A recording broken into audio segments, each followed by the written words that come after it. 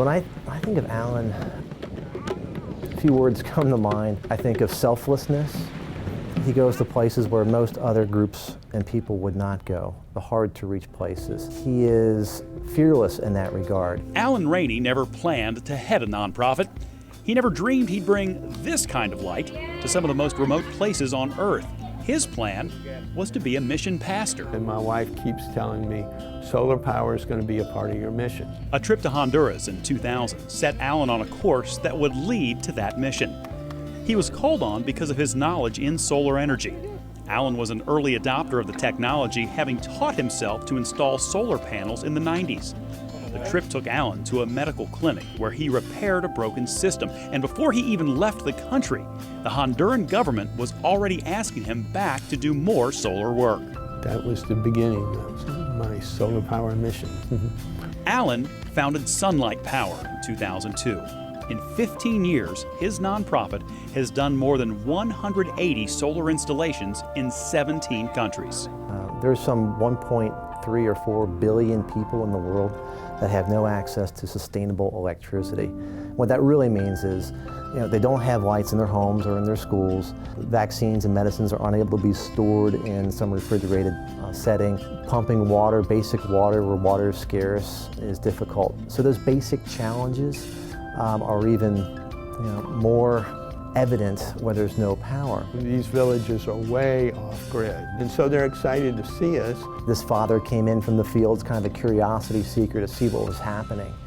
And when he saw the light go on in the school for the very first time, the light bulb really literally went on in his head, and he went over to Alan and said, "Hey, you have just taken the machete out of my daughter's hands," which really means hope, that there was something beyond the village worth striving for. Because what we do is more than just solar power. This one right here is the switch from the batteries to the inverter. We train the local communities and partners on how to install and maintain solar power.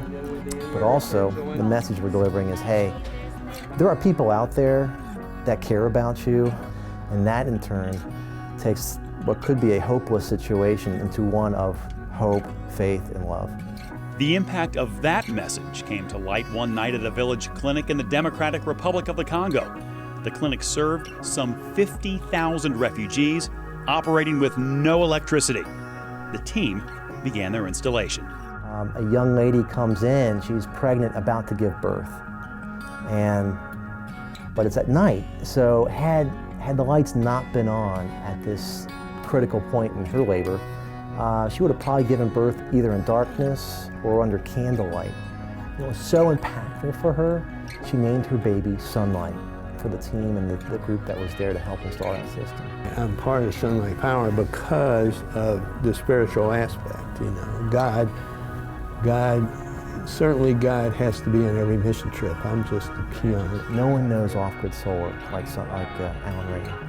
He's able to work with uncertain environments. Heck, where we go, there are some calculated risks involved, but he rolls with that. He's courageous in going out and making sure that he's fulfilling the mission that SonLight Power promises. Yeah, I don't think I'm very talented. I am experienced now, so I know some stuff that you can do wrong.